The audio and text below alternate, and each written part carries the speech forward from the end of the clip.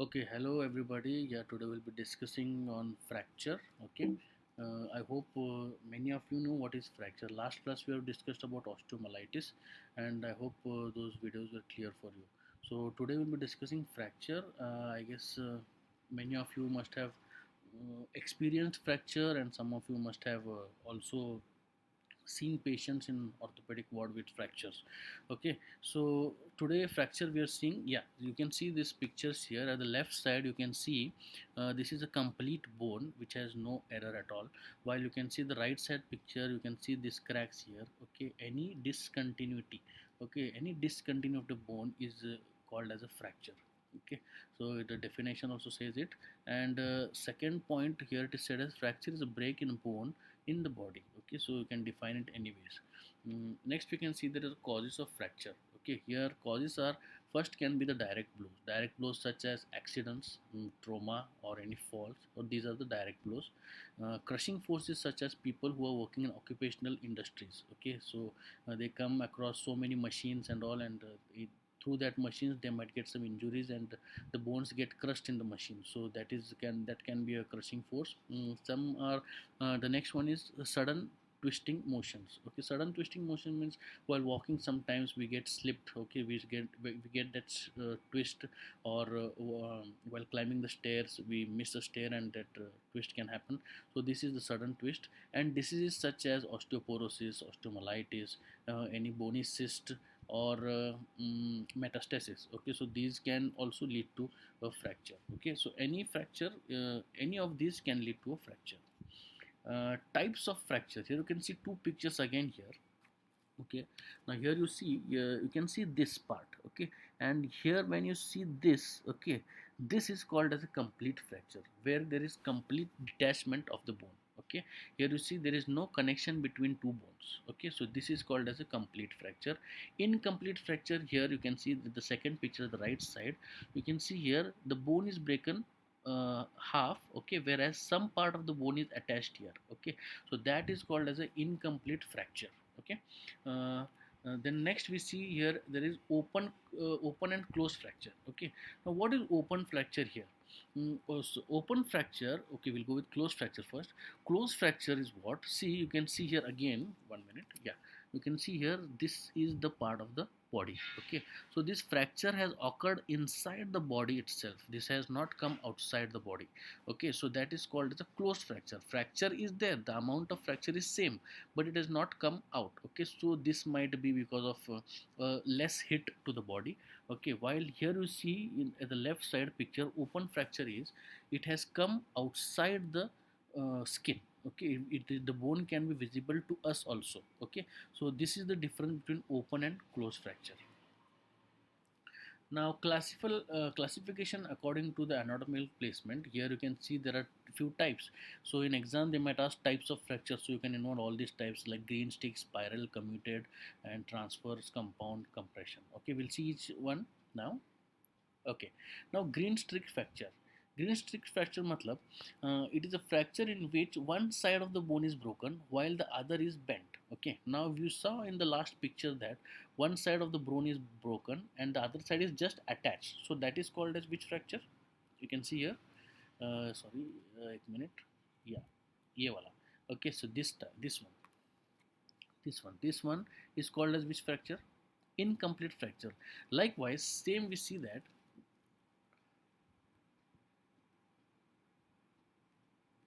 Likewise, same it is written here, green stick fracture. Green stick fracture is what? That part is bent. Same one part is fractured or taken off, but this part is been bent. Okay. Now these kind of fractures are very much in children, because you know that children's tend to heal more faster than adults. Why? Uh, because the periosteum is stronger, thicker, and flexible. Okay, whereas in adults we don't see this because of the health, because of so many problems the adult goes through. And children are more tend to get healed more faster in this stage. Okay, if the person is suffering with fracture. Okay, and in children we see this green stick fracture very common, because you see I told that periosteum is flexible here in children. Okay, so In adults, periosteum just breaks off, but in children, periosteum remains the same. Sorry, it just bends down. Okay, I hope this is clear. Now next we see that it is a spiral fracture. Okay, it is a spiral fracture means it is sometimes called torsion fracture, in which bone has been twisted. Okay, so torsion fracture and all, it might come in your MCQs. Okay, so now see here, the bone, twisted bone is causing a fracture here. Okay, see here there is nothing to explain. This is a spiral fracture. Now commuted fracture. Now commuted fracture is what? This is the fracture which you see that bones are crushed into number of pieces. This can be because of any accident, for example, if a car tire has gone above a leg, so you cannot say that it is a simple fracture or something, but it is a commuted fracture where there are crushed number of bones there. Okay, so that is a commuted fracture. Next we see that there is a transverse fracture. Okay, now transverse fracture is which the break is across the bone at the right angle of the long axis of the bone. Okay, now see, I'll tell you, yeah, this is the long axis of the bone. Okay, when this is long axis of the bone, you see this from the right side it is cut. Okay, from right side the cut starts from this side. Okay, so this is called as a transverse fracture. Now for example, if it is cut like this in this part, it is called as an oblique fracture. Okay, so this is only the difference I can tell you. Next we see that compound fracture. Okay, you can see here the pictures. Compound fracture in which the bone is sticking through the skin. Okay, also called as open fracture. So we have discussed open fracture. Likewise, it is also called as a compound fracture or a complex fracture. You can see this fracture here, it has come out of the skin. Okay, now next one we see that there is a compression fracture. Okay, now compression fracture, because it may be because of the diseases such as osteoporosis, osteomyelitis and these all things. Okay, a compression means what? You can see, 1 minute, yeah, you can see this part. Okay, this part. Okay, wait, I think you can't see that side. I'll show you here in this. Okay, you can see this part. Okay, so this part is a mesh. Okay, it is a, there are discs here, so these are the discs. Okay, so these discs, what it happens, they get compressed. Okay, and that compression is called as compression fracture. Okay, it is because of osteoporosis where the bone does not have strength to maintain its stability. Okay, here we can see other fractures now. Okay, first is avulsion's fracture. Avulsion's fracture, what is written? Fracture which occurs when a fragment of bone tears away from the main mass of the bone. Okay, this is nothing, it is a tendon. Okay, tendon and ligaments are attached to the bone. You can see in the picture here again. Okay, see here, tendons and here tendons and ligaments are attached to the bone. Okay, now how these are attached? Now where are these tendons and ligaments attached? Now for example, you take knee. Okay, when you consider knee, you see that there are tendons and ligaments which are attached there. Okay, now what happens, sometimes we pull our tendons very harshly or roughly. Okay, so during that time, what happens, a piece of bone is been plucked by the tendons and ligaments. Okay, so that is called as a avulsion fracture. Next we see that a depression fracture. Depression means what? A fracture in which fragments are driven inward. Okay, pushed inward. So you can see here, this is a skull, and mainly this depressed fracture happens on the skull itself. So you can see a skull is been depressed. This might be because of some hit, some rod or something, and that is leading to this fracture. Okay, next we see epiphyseal fracture. Now epiphyseal we discussed at the last time. Epiphyseal are the tips of the tip of the bone, long axis bone का tip है वो. Okay, you can see this epiphysis is written here. See, if you consider this as a as a femur bone, so epiphysis either भी रहता है, and upper side also it has an epiphysis. Okay, so any of the epiphysis fracture is called as a it's called as a fracture. Now next we see the pathologic fracture. Pathologic is same, those osteoporosis, bony cyst and metastasis, these can occur, and pathologic fracture can occur without trauma or fall. That is because of coughing and all also we see in osteoporosis, so that is also a reason. One more, the next thing we see is that is a stress fracture. A stress fracture that results from repeated loading without bone and muscle recovery. Now, for example, for the fracture, to give you all is a person who is working in a person who has a person who has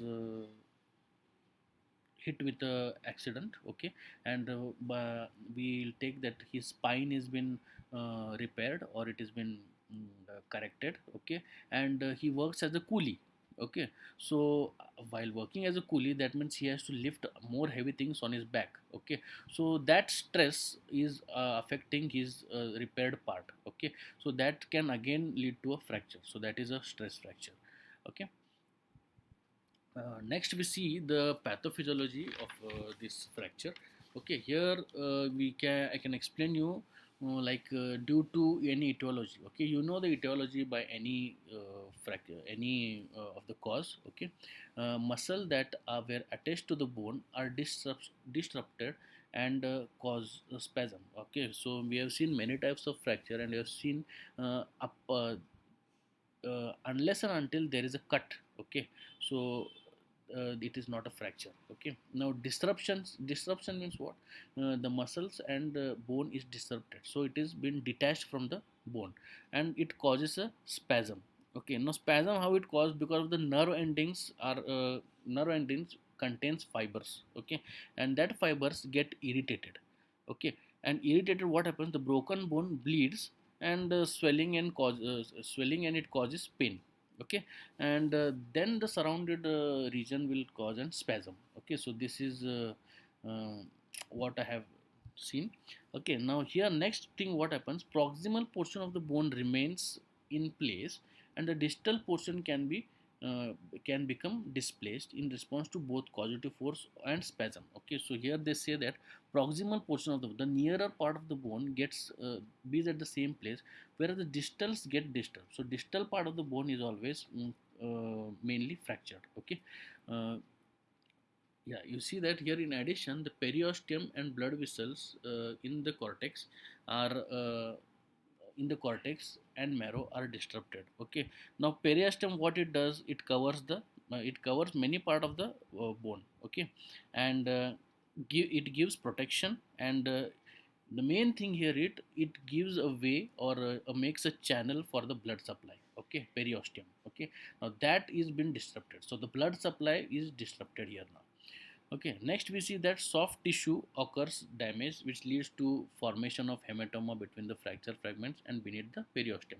So definitely, if the blood vessels are disrupted, so soft tissue damage is going to definitely occur, because there is no blood supply, and that will cause hematoma and fragment between the periosteum, okay. Next, we see that bone tissue surroundings the fracture site dies, okay. Now this is interesting. Why? Because when the soft tissue damage occurs, okay, the bone tissues are affected, okay, and when these bone tissues are affected, or when these die, it causes an inflammatory response, okay. Definitely, if something is not happening in a normal way, or the blood supply is not happening in a normal way, and the connection breaks, okay, the blood supply is there and the connection breaks, and then definitely the bone tissue will die, because there is no connection, and it will lead to inflammatory response. How this inflammatory response occurs? Because of the release of chemical and histamine prostaglandins, okay. Now chemical mediators are what? Um, there are so many chemical mediators, but in this case, only histamines and prostaglandin get activated, okay. Now histamines, you must have seen what are histamines. You know what are histamines? क्या होता है ये? Histamines help. See, have you seen a person itching or something? So we give them antihistamines, okay, antihistamines, because it plays an important role in itching, okay, histamines, okay. Now here, what happens? The histamine increase the permeability of the capillaries, okay. So increasing the permeability means what? Permeability is nothing but making a way for a liquid or a gas to pass, okay. So here there is the permeability of the capillaries, okay, and then the WBC increases and the infection can occur. This is because of histamines. Now we see, because of the prostaglandins, what happened? Prostaglandins are everywhere in the body, okay. I think this is taught to you all in the pharmacology classes, and we see that prostaglandins acts as a vasodilators. Okay, so when there is vasodilation, okay, the uh, blood and the platelets gets very faster. Okay, the supply of the blood and platelets gets very faster. Okay, so that results in vasodilation, edema, pain, loss of function, leukocytes, and infiltration of WBC. All these symptoms starts occurring for the patient. I hope this pathophysiology is clear for all. Now, clinical manifestation, as we see, there are there is pain. Okay, because you know that that part gets numbed and you cannot understand if the patient is having any function or no, because the patient will be suffering in pain. Deformity, if it is not treated in a correct way, it might lead to deformity. Shortening, for example, if I give you a tibia on the legs, okay, a person has suffered with a tibia, and he's been corrected with the bone, with some part of the bone is removed. Okay, so his tibia, one leg tibia gets short and other leg tibia gets other leg tibia is normal. Okay, so patient starts limping. Okay, so that is shortening. Crepitus means two bones which are together, which brush together, that sound comes, and that is called as crepitus. And swelling and discoloration is obvious, because that is the first thing we see in the patient. Okay, coming to the management, first aid management will be first thing will be reduction. Okay, now reduction is what it is said refers to restoration of the fracture fragments to anatomic alignment and rotation. Okay, now in reduction we see there are two types, that is open reduction and closed reduction. Here main motto of this reduction is to get the bones anatomically aligned and to the perfect alignment. Okay, so जैसा था वैसा ही बनाएंगे. Okay, it's a surgical approach. The fracture fragments are reduced. Okay, so this is open reduction. We'll see external internal fixation devices like metallic pins, screws, plates, and many more. These things you know. Okay, they add these things. So now you can see here internal fixation. There come two fixation here: internal fixation and external fixation. Okay, now in internal fixation, I'll tell you. Okay, now see, now this part is been fractured, so now we are going to repair this part. Okay, now how are we going to repair? Now you see, here they have written anterior medial parapatellar incision. Okay, so they are going to make an incision here. Okay, and when they make an incision here, now you can see the second picture, that incision is made here. Now this is that incision made in the patella. Okay, now in the, this part, you can see this part, this is a uh, nail. Okay, this is a nail, metallic nail. This is not a nail which we use for the walls and all. This is a mm, imported nail. Okay, which will be inserted inside. Okay, in the third picture we see that this nail is been hammered and it is been put in the bone. Okay, now see, this nail is been inserted straight right away from the patella to the bone where it has been fractured here. Okay, so you can see how it is connected here now. Okay, so what happens, the broken bones tries to come together. Okay, and then we see that the healing process will start in few days. Okay, so this is how the internal fixation is done. Okay, next we'll see what is external fixation. Okay, now you see, this is external fixation. This depends on the doctor's decision, whether by seeing the fracture he decides that we should do an internal fixation or an external. Okay, now external, you see that it is not been inserted inside the bone, but it is been kept outside the bone with these screws. Okay, so this machine has screws. Okay, this is not a machine, this is a uh, this is something, I don't know what it is called. I'll just see if what it is called. Mm, so this thing, okay, something it's called as Hermos something. I don't know. I'll tell you all. Okay, in the comment box. Okay, so this part, okay, from both the sides it will be attached. Okay, you can see the below in the picture here also how it is attached.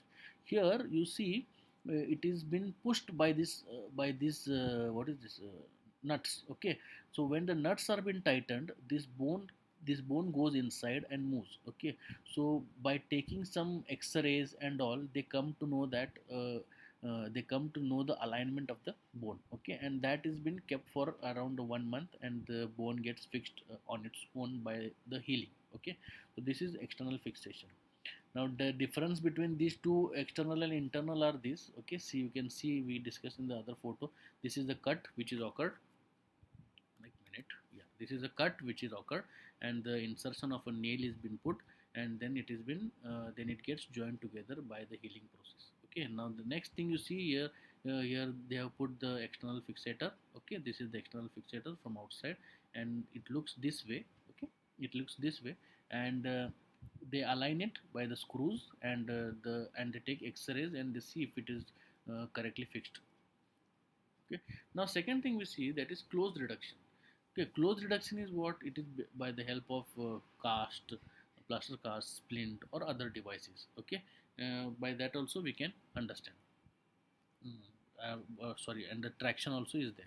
Okay, now we'll see these things, each things. Ek minute. Here immobilization also may be accomplished by external or internal fixation. Methods of external fixation include bandages, casts, splints, continuous traction, and external fixators. Metal implants used for external fixation. The same thing which I have explained. Okay. Now, first thing we see that traction.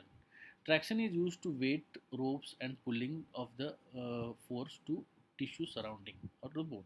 Okay, now here if this traction and all can be done for a very mild or simple fracture. Okay, where it can be pulled across, seeing the x-rays and all. Okay, but and it can be pulled in the right way, and the doctor decides how much weight to put for the traction. Okay, so there we understand how intense the um, traction should be, and what intervals the patient can change the position or something. Okay, so that will be prescribed by the doctor. Okay, so these are the tractions. Here you can see two of them. Here humerus is fractured, I think, and here the cervical bone, here is me, a photo me, here you can see the cervical bone is fractured here. Okay, so left side. So you can see there they are putting weights and getting it aligned. Okay, now traction ki kya hai, is skin traction, then skeletal traction. Okay, now splinting is the second type.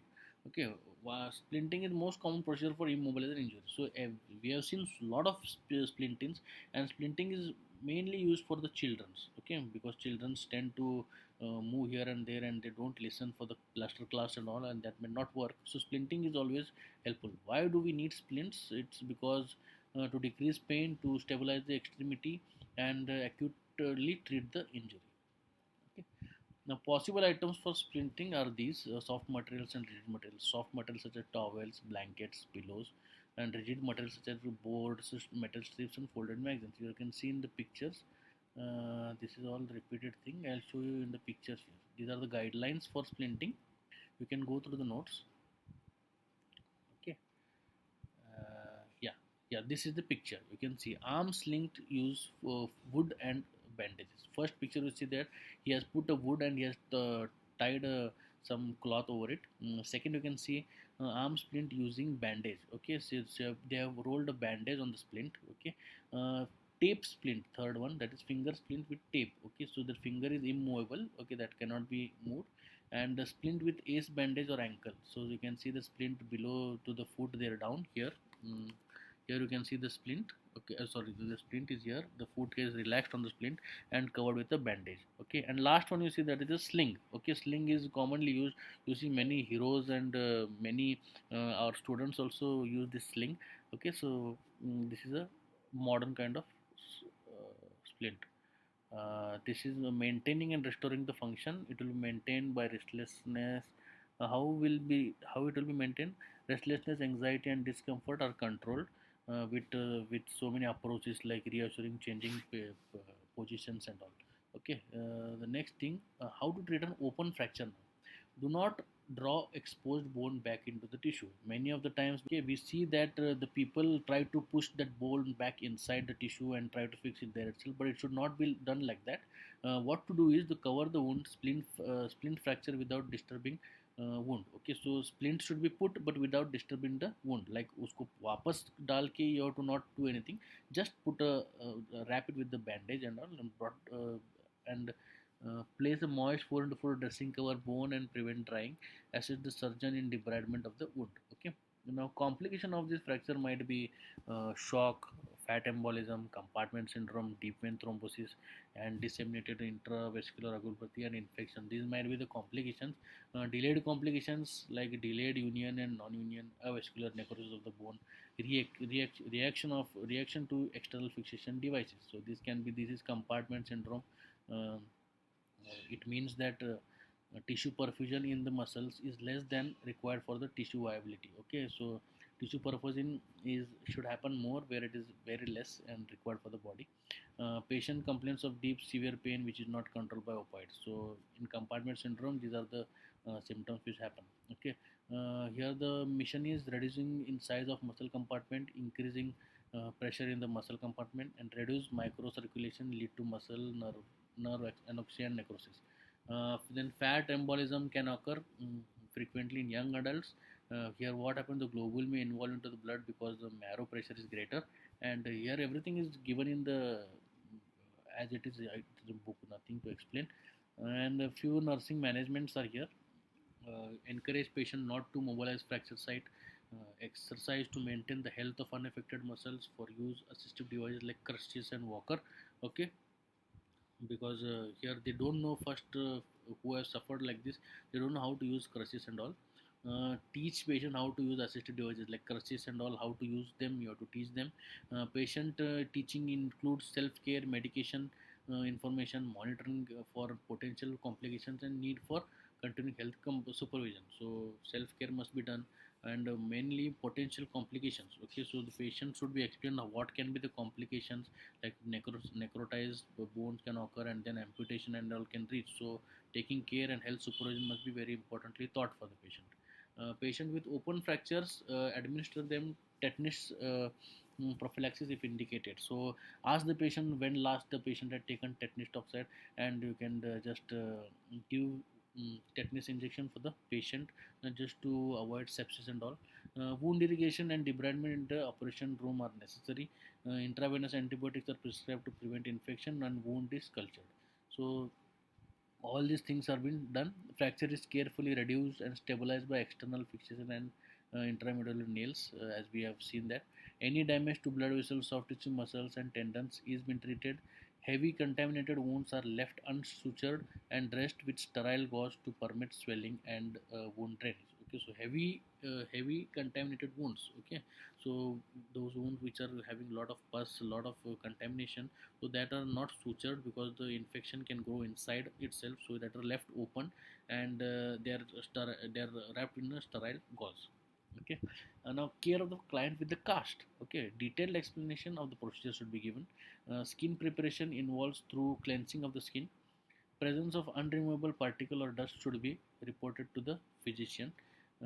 And roll the cast material are individually submerged in clean water, and excess water is squeezed from the roll. Apply bandage is applied to encircle the injury the body parts. Okay, so uh, everything should be submerged in the clean water, and excess water is squeezed from the roll. Okay, so excess water which is in the roll, that is squeezed, and then it has been usko lapette. Okay, the fracture part has been encircled, lapetna, and then the cast has been put. As the water evaporates, the cast will dry. Okay, so the we have then after the it after we have taken off the squeeze the water down, then the water gets evaporated and the cast starts to dry.